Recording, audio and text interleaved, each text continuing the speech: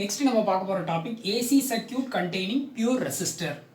மின்தடையாக்கி மட்டுமுள்ள AC சுற்று அப்படிங்கிற heading வந்து நம்ம பார்க்க போறோம்.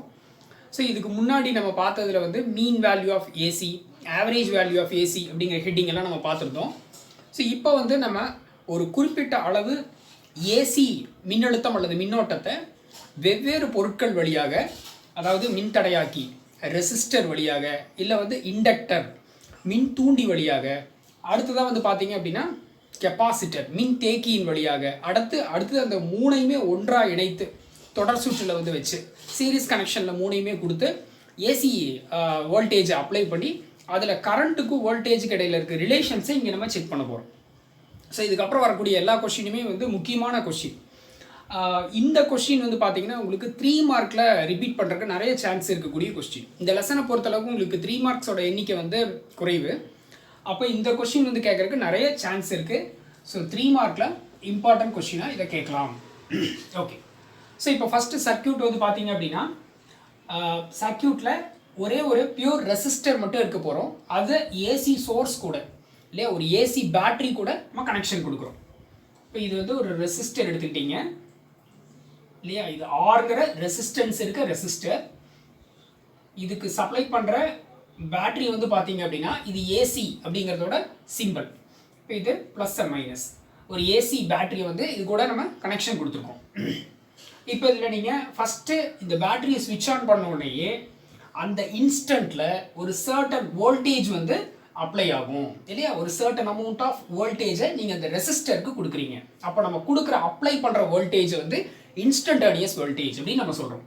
அப்போது ஃபஸ்ட்டு அப்ளைடு இன்ஸ்டன்டேனியஸ் வோல்டேஜோட ஈக்குவேஷன் என்ன? ஆல்ரெடி நமக்கு இந்த ஈக்குவேஷன் தெரியும். என்னது? V = Vm sin omega t அப்படின்னு நம்ம எழுதுவோம். இதில் Vங்கிறது அப்ளைடு இன்ஸ்டன்டேனியஸ் வோல்டேஜ், Vm அப்படிங்கிறது வந்து ஆம்ப்ளிடியூட் இல்லைன்னா பீக் வேல்யூ ஆஃப் வோல்டேஜ் அப்படின்னு நம்ம சொல்லலாம். Amplitude or peak value of voltage. Omega அப்படிங்கிறது ஆங்குலர் ஃப்ரீக்வன்சி அண்ட் டீங்கிறது டைம். ஓகே, ஸோ அப்போ இது ஈக்குவேஷன் நம்பர் 1. இது நம்ம கொடுத்த வோல்டேஜ். இப்போ இந்த வோல்டேஜ் வந்து உள்ள சப்ளை ஆகும்போது certain amount of current flow வந்து கிடைக்கும். இந்த கரண்ட் ஃப்ளோ என்ன பண்ணும் அப்படின்னு பார்த்தீங்கன்னா இந்த ரெசிஸ்டரில் போய் ஒரு குறிப்பிட்ட வோல்டேஜை கிரியேட் பண்ணும் இல்லையா, அதை VR அப்படின்னு எடுத்துக்கலாம். Voltage across the resistor, so VR அப்படின்னு எடுத்துக்கலாம். ஆக்சுவலாக ரெசிஸ்டரோட ப்ராப்பர்ட்டி என்ன அப்படின்னு பார்த்தீங்கன்னா ஒரு மின்தடையாக்கி மின்னோட்டத்தை வலிமையாக எதிர்க்கக்கூடிய பண்பு வச்சிருக்கும் இல்லையா, அப்போசிங் ப்ராப்பர்ட்டியாக தான் அது கண்டிப்பாக இருக்கும். அப்போ அந்த நம்ம கொடுத்த வோல்டேஜை வந்து பார்த்தீங்க அப்படின்னா அது அப்போஸ் தான் பண்ணும். சரி, அப்போ இங்கே நம்ம ஓம்ஸ்லாம் யூஸ் பண்ணி இதில் எவ்வளவு வோல்டேஜ் வந்து ரெசிஸ்டருக்கு அக்ராஸாக ஃபார்ம் ஆகிருக்கு அப்படிங்கிறத நம்ம சிம்பிளாக சொல்லலாம். அப்போ அது என்னவா இருக்கும்? the voltage across the resistor VR அப்படின்னு எடுத்துக்கலாம். that is equal to எவ்வளோ current flow இருக்கு? I. resistance of resistor எவ்வளோ? R. இது ஈக்குவேஷன் நம்பர் 2 அப்படின்னு எடுத்துக்கலாம். இப்போ நம்ம ஆல்ரெடி வந்து கிர்ச்சாஃபோட 2 ரூல்ஸ் வந்து பார்த்துருக்கோம். இப்போ கிர்ச்சாஃபோட இல்லையா, கிர்ச்சாஃப் லூப் ரூல் எடுத்துக்கிட்டீங்க அப்படின்னா, லூப் ரூல்ங்கிறது வந்து எந்த ரூல்? Second rule. லூப்னாவே க்ளோஸ்டு சர்க்கியூட் அப்படின்னு அர்த்தம். ஸோ ஒரு க்ளோஸ்டு சர்க்கியூட்டில் இருக்க டோட்டல் பொட்டன்ஷியல் டிஃப்ரென்ஸோட வேல்யூ வந்து 0. Algebraic sum of the total potential difference in a closed circuit is 0. இதுதான் கிர்ச்சாஃபோட லூப் ரூல் அப்படின்னு நம்ம சொல்கிறோம். அப்போது நம்ம அப்ளை பண்ண voltage V and opposing voltage அங்கே ரெசிஸ்டரில் ஃபார்ம் ஆகிருக்கு. அதனால VR அப்படின்னு எடுத்துக்கலாம். -VR = 0. ஸோ இந்த -VR அங்கே கொண்டு வந்தீங்கன்னா என்ன ஆயிரும்? V = VR அப்படின்னு உங்களுக்கு கிடைக்கும். அப்போ இது ரெண்டும் ஈக்குவேட் பண்ணலாமா? ஈக்குவேஷன் 1 = ஈக்குவேஷன் நம்பர் 2 அப்படின்னு எடுத்துக்கோங்க. ஈக்குவேஷன் 1 என்ன?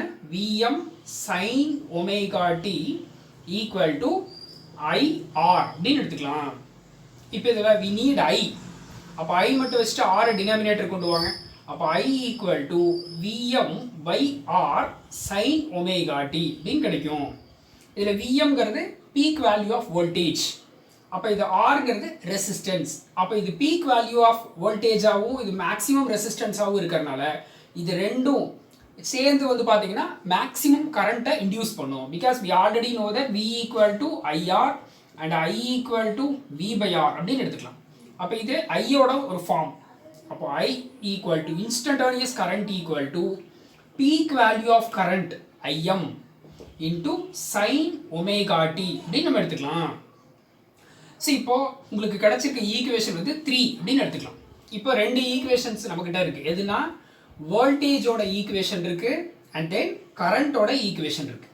இப்போ இந்த ரெண்டு ஈக்குவேஷனையும் நம்ம கம்பேர் பண்ண போகிறோம். ஸோ ஃபஸ்ட்டு நீங்கள் எதை எடுத்துக்கிட்டீங்க? வோல்டேஜோட ஈக்குவேஷன். அது என்ன? V equal to VM sine omega டின்னு இருக்குது. ஒமேகா டிங்கிறது நத்திங் பட் தீட்டா. நம்ம என்ன சொல்லியிருக்கோம்?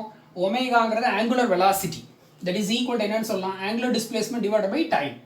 அப்போ டீட்டா ஈக்குவல் என்ன எழுதலாம்? ஒமேகா டின்னு எழுதலாம். அப்போ இந்த ஒமேகா டிக்கு பதிலாக நீங்கள் என்ன எழுதிக்கலாம்? டீட்டான்னு கூட எழுதலாம். அப்போது விஎம் சைன் டீட்டா. அதே போல் கரண்ட்டுக்கு நீங்கள் என்ன எழுதுவீங்க? I equal to IIM sine theta அப்படின்னு இருக்கு.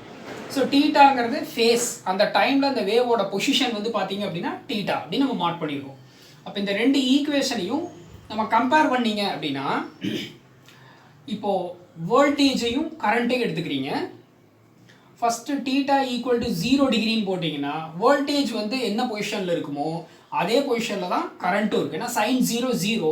அப்போ voltage V equal to instantaneous voltage V equal to 0, இங்கேயும் 0 இல்லையா? ஓகே.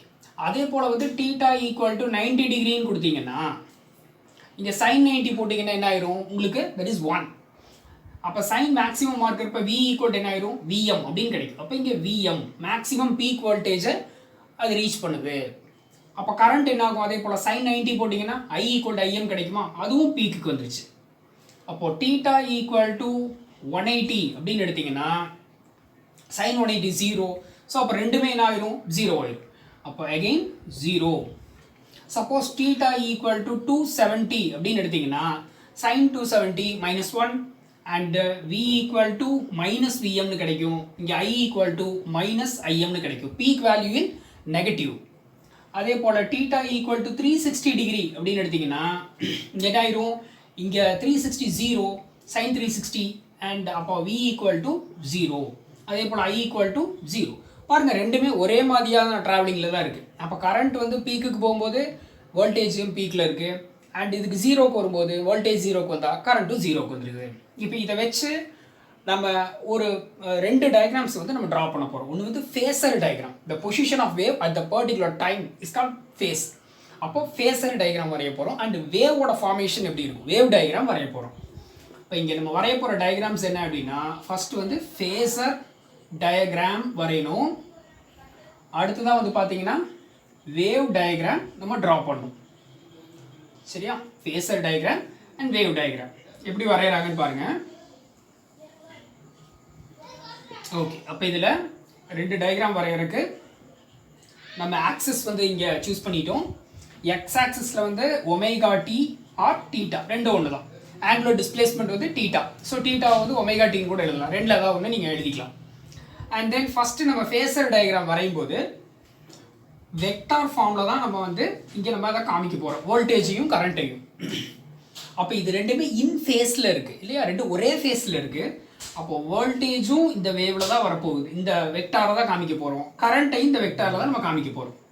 இந்த வெக்டாருக்கு நேம் கொடுத்துடலாம். அப்போ OA. அப்போ OA வெக்டாருங்கிறது வந்து V இல்லையா? அது வோல்டேஜ். அப்போ இதை தனியாக நம்ம காமிக்கணும். கரண்ட் வந்து OB வெக்டார் அப்படிங்கிறது வந்து I. இப்போ இங்கே நீங்கள் என்ன எடுத்திருக்கீங்க? OA vector equal to V. அடுத்தது தட் இஸ் VM இல்லையா? That is peak value of voltage VM. and then OB vector அப்படிங்கிறது peak value of current, that is IM அப்படின்னு நம்ம இந்த இடத்துல எடுத்துக்கிறோம். இப்போ இதில் நீங்கள் இந்த y axis இருக்கு இல்லையா? இந்த y axis மேலே இந்த வெக்டாரோட இம்ப்ரெஷன் என்னவோ அதை வச்சு இன்ஸ்டன்டானியஸ் வோல்டேஜையும் இன்ஸ்டன்டானியஸ் கரண்ட்டையும் நீங்கள் மார்க் பண்ணலாம். இப்போ இது எப்படி எடுத்துக்கலாம் அப்படின்னா, இந்த இடத்துல y axis மேலே இந்த வோல்டேஜோட இம்ப்ரெஷன் என்ன அப்படின்னு பாருங்க. இந்த லென்த்தை நீங்கள் என்னன்னு சொல்லிடலாம்? That is VM sin omega t. அப்போ அதே போல் இங்கே பி வெக்டர் எடுத்துருக்கீங்க இல்லையா? அப்போ இதிலிருந்து இது வரைக்கும் இருக்க லென்த்து தான் IM sin ஒமேகா டி. அப்போ இன்ஸ்டன்டானியஸ் வேல்யூஸை நீங்கள் காமிச்சிருக்கீங்க.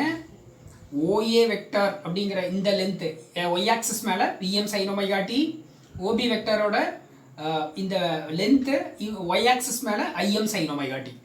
இதில் OA வெக்டர் அப்படிங்கிறது VM, OB வெக்டர் அப்படிங்கிறது IM. Maximum peak value of voltage OA vector, maximum peak value of current OB vector அப்படின்னு நம்ம எடுத்துருக்கோம். இப்போ இந்த வெக்டார் வந்து தீட்டா இல்லையா, அதோட ஃபேஸ் ஆங்கிள் வந்து தீட்டா.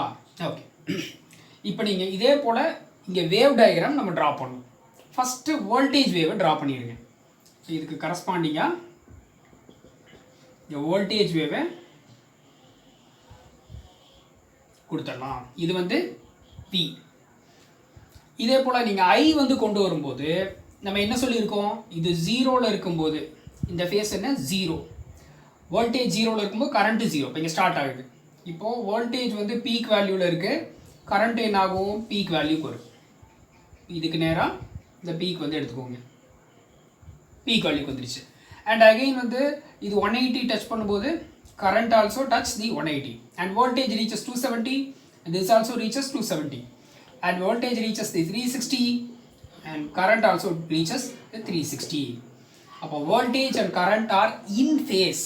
அப்போ நீங்கள் கடைசியில் ரிசல்ட் வந்து எழுதும்போது என்ன எழுதுவீங்க, voltage and current are in phase or same phase அப்படின்னு நீங்கள் ஆன்சர் எழுதணும். மின்னழுத்தமும் மின்னோட்டமும் ஒத்த கட்டத்தில் அல்லது ஒரே கட்டத்தில் உள்ளது அப்படின்னு சொல்லி கடைசியில் நம்ம இங்கே முடிவு வந்து எழுதணும். ஸோ முக்கியமான 3 மார்க் கொஸ்டின். Thank you student.